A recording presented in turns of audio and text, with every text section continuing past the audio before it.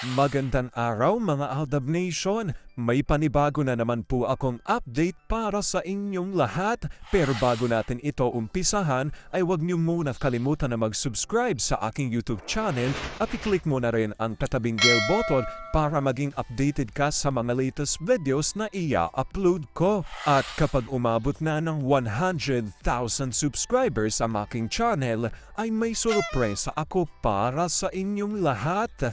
Alam kong excited na kayo, kaya naman ngayon, umpisahan na natin ang ating kwentuhan.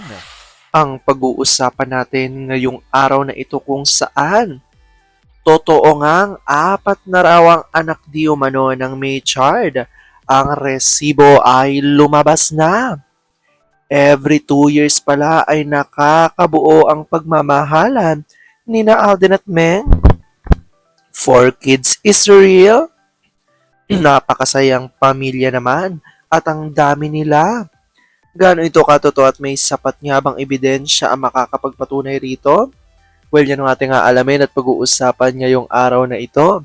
Pero bago ho yan ay bibitinin ko muna kayo ng kaunting-kaunti lamang kung saan magbasa muna tayo ng mga nakakatuwang post ni My name is Theo01 sa Twitter. Kaya naman huwag na natin patagalin pa at sabi niya sa kanyang tweet, sa susunod pagbababa ka, magpaalam ka.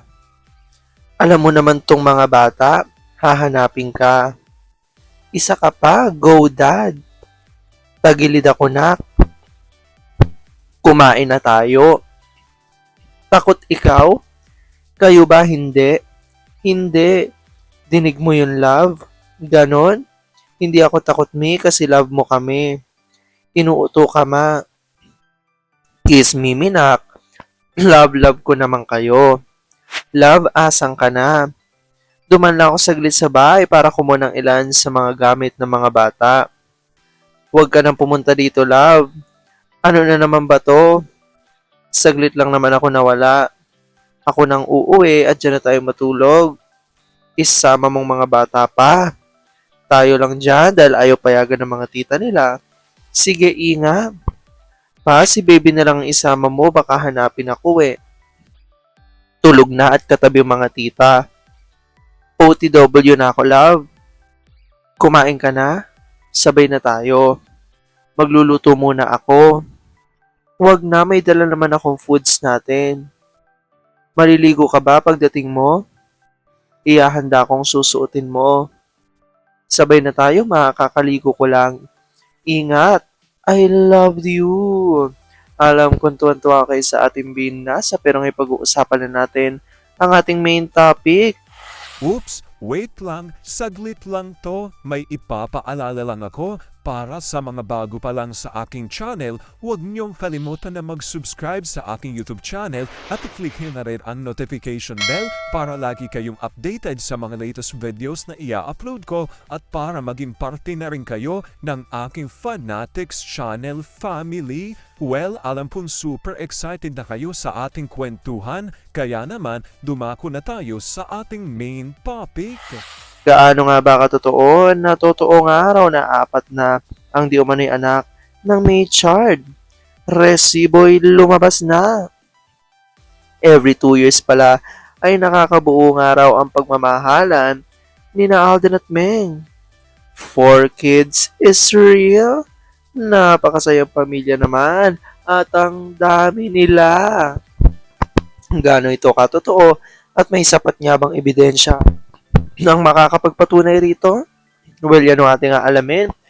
At pag-uusapan ngayong araw na ito, alam ko super excited na kayong malaman yan.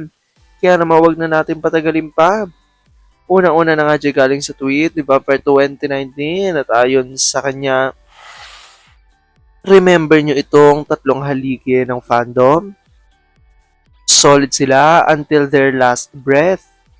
Especially Ate Beth and Ate Jovi. May the good Lord bless them wherever they may be.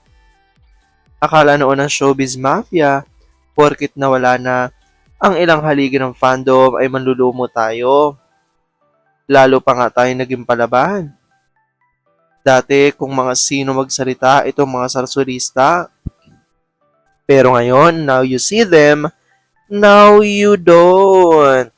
Sagot naman ni Larry at Olive Kanayama, Mami Jovi, Matured Army, and Mom Beth will always be remembered.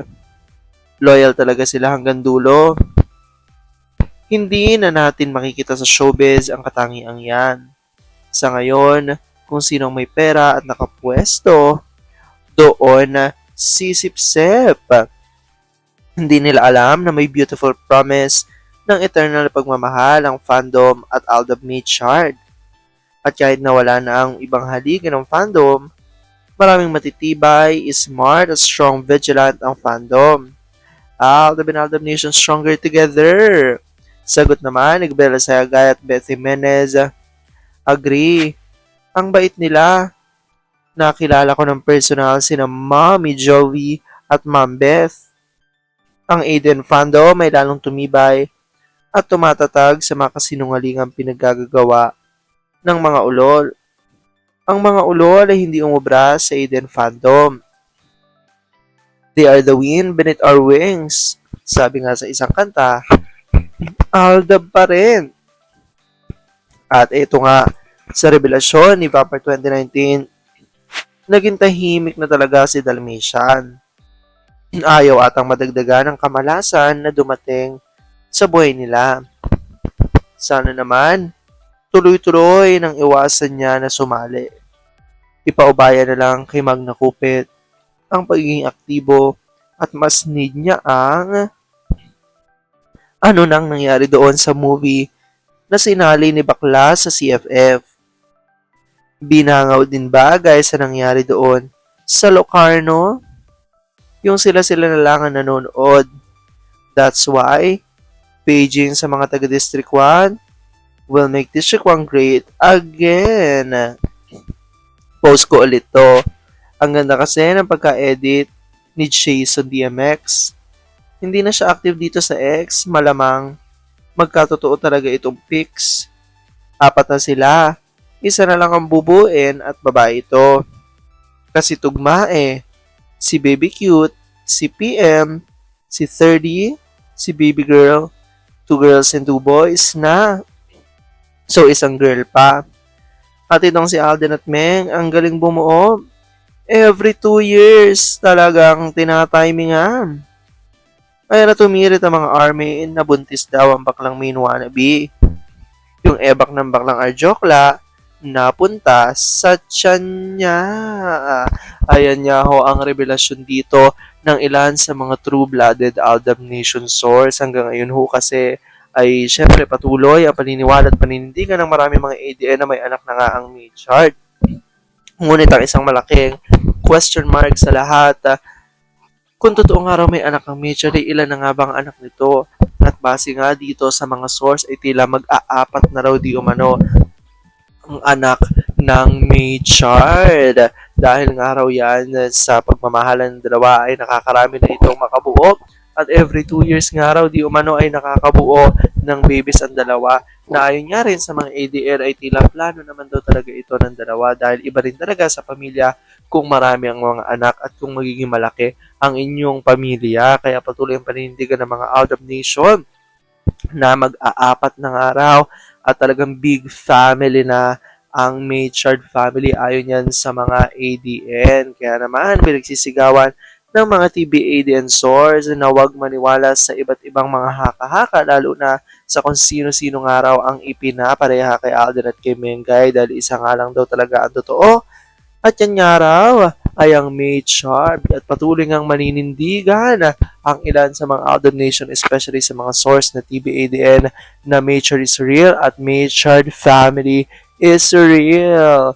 Well, comment down below dyan guys kung ano po opinion nyo patungkol dito. Alam ko dahil dito marami pa rin sa inyo mas lalo ngayon kumakapit at naninindigan na Aldab Matured is real. Pero sabi nga natin na kahit na ano pa man na magdedesisyon ni na Alden at Meng sa kanilang buhay, karera at buhay pag-ibig, kailangan natin sila supportahan. Kailangan natin ito tanggapin ng buong buo dahil yun ang kanilang deserve. At ito ang aking update for today's video. Maraming salamat mga Aldab Nation. Ingat!